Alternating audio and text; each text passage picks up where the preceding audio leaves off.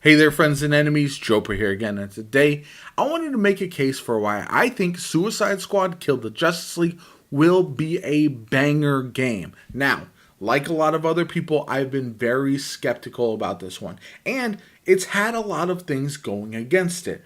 First off, the early gameplay footage was just not fun looking. It was not engaging whatsoever, and not what I think anyone expected when this game was first announced.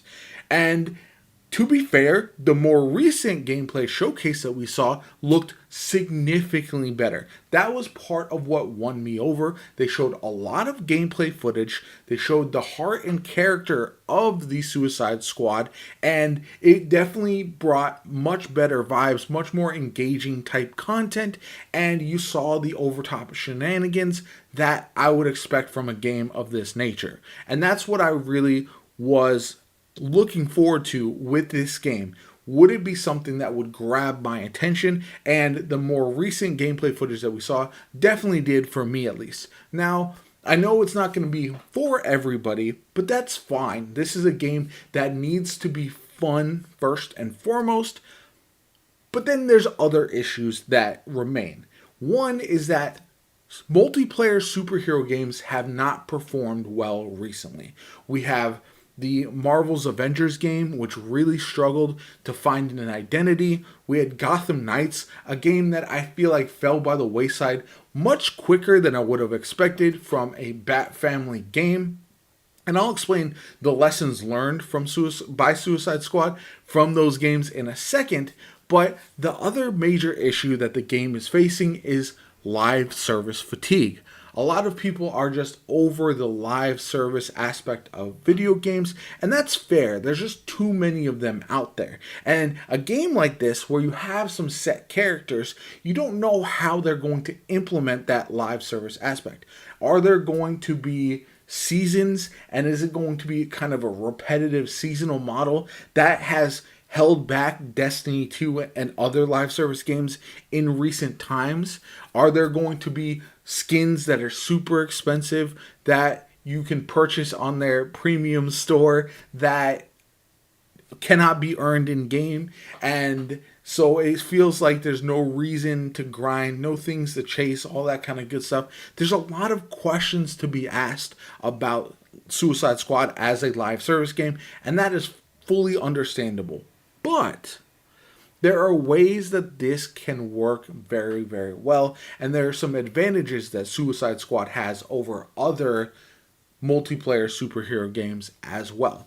Now, the ways this can work is making sure that there is a rewarding structure to how the game plays over the long haul. You'll have the main campaign, of course, but then how do they implement content that feels fun and replayable over the course of time? Are you fighting additional Justice League members? Every season or every so often when they update the live service model, do we get new characters to play, new enemies to fight, new missions to go on? What is the content that we're receiving, and is it engaging enough to keep you playing long term?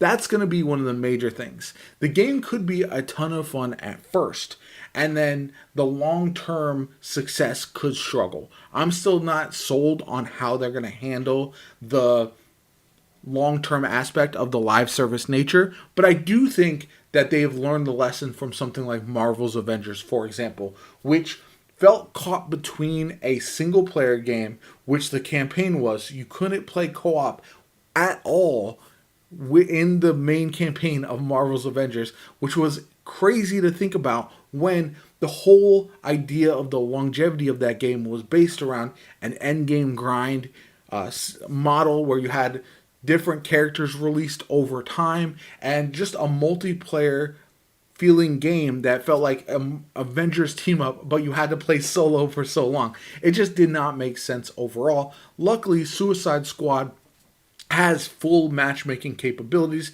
outside of the initial tutorial, so you can play pretty much all of the content with other people if you so choose. that's another advantage it also has over Gotham Knights. Gotham Knights, you could play co-op, but there was no matchmaking. You had to only play with friends, and that's good that you can limit it to just playing with friends, but not having matchmaking in a co-op game made that game feel more like a single-player story for Gotham Knights that just so happened to have a co-op aspect. And Suicide Squad feels more like a fun buddy co-op adventure with randoms, friends, whoever it may be, especially when you consider that Gotham Knights' story progression didn't carry over for everyone all the time, whereas meanwhile in Suicide Squad, anyone can jump into the story mission with you and their progress will continue on for their game, and that's, I think, very important, something that doesn't happen in every co-op game. So unless you were playing a full run through Gotham Knights from start to finish with a certain friend or couple friends, then co-op really just didn't make a whole lot of sense. There wasn't any reason to play co-op with your buds unless you were going to experience the entire game with them. So that's one of the major drawbacks to Gotham Knights that I think Suicide Squad has fixed. And it, again, has to do with the live service nature, having servers to where you can matchmake all the time. And that's where that comes in a little bit more and is important overall. I think there's something to be said about being able to matchmake, meet new people, make a community in a game like this, especially once you figure out which character you're going to main and all that kind of stuff. So that's where I think Suicide Squad is already doing a better job than both Avengers and then also Gotham Knights. Now, like I said, I do have concerns about the live service model that they're going to implement. There are some leaks that I won't really get into of upcoming characters and additional content that we have down the line. Like I said, I'm not going to dive into that in this video. I don't want to get it taken down or anything like that either. But from my experience with games like this, the potential for it to be very good is not that high. There's been a lot of live service games, looter type games that have struggled, but I do have high hopes for Suicide Squad. I do think it looks like it's going to be a ton of fun to play. Even if just the main campaign is a blast, you run through it with friends, with randoms, whoever you want to play the game with, that will be worth it to me. And same thing with the Marvel's Avengers. That was a game that I enjoyed the base game of. The campaign was good.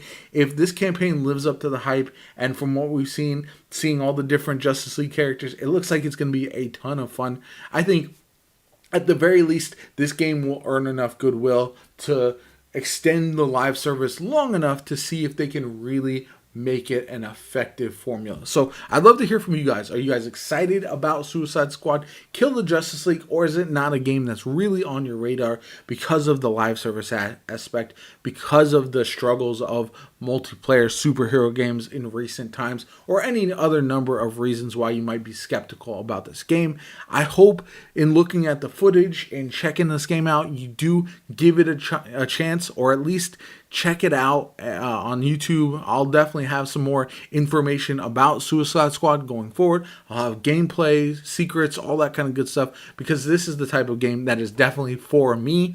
But anyway, my name is Jopa. I hope you enjoyed the video. If you did, hit that like button. If you want to see more Suicide Squad coverage going forward, subscribe to the channel. Helps me out tremendously. Have a good one, and I'll catch you all later.